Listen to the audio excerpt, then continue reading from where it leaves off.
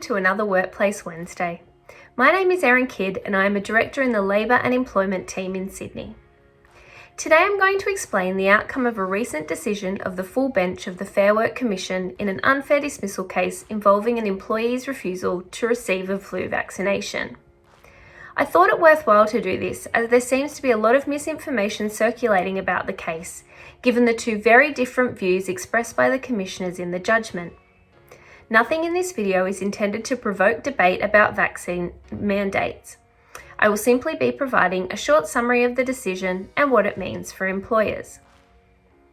Last year, Sapphire Coast Community Aged Care Limited dismissed receptionist Jennifer Kimber after she refused to comply with a New South Wales public health order that no one must enter an aged care facility without an up-to-date influenza vaccination.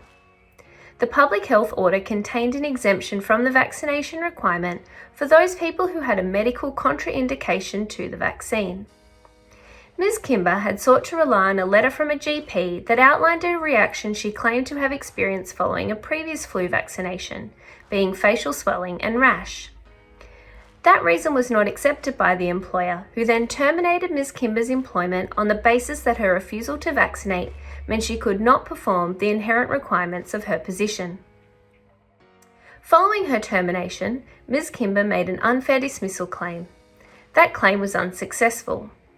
The Fair Work Commission found that Ms. Kimber could not perform her job's inherent requirements, and her employer acted in an objectively prudent and reasonable way in refusing to let her work without an up-to-date flu shot.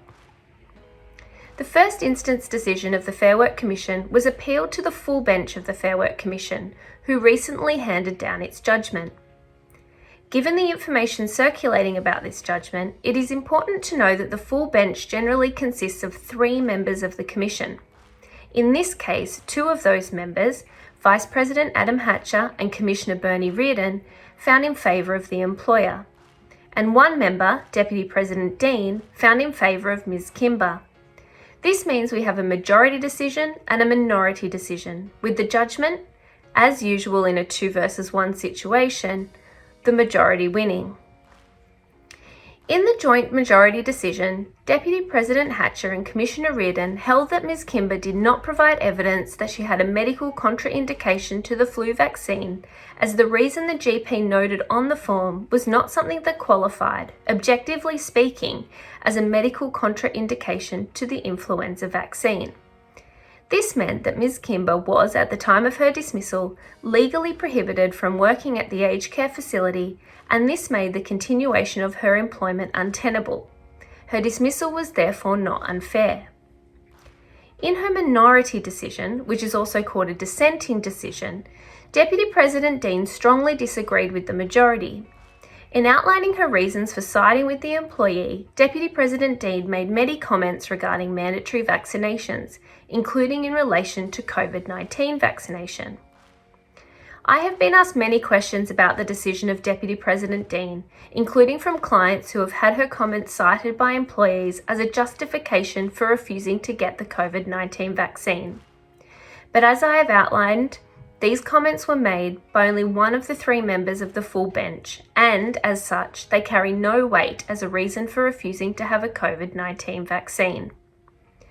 The current position in Australia is that COVID-19 vaccination is mandated by legislation in some industries, while in other workplaces an employer can require the vaccination of its employees if the requirement would constitute a lawful and reasonable direction. Whether a direction will be a lawful and reasonable direction will depend on the circumstances of each case, taking into account many factors. We are urging employees to seek legal advice on whether or not they can mandate vaccination of their workforces. Thanks for joining us for another Workplace Wednesday. Make sure you look out for further editions.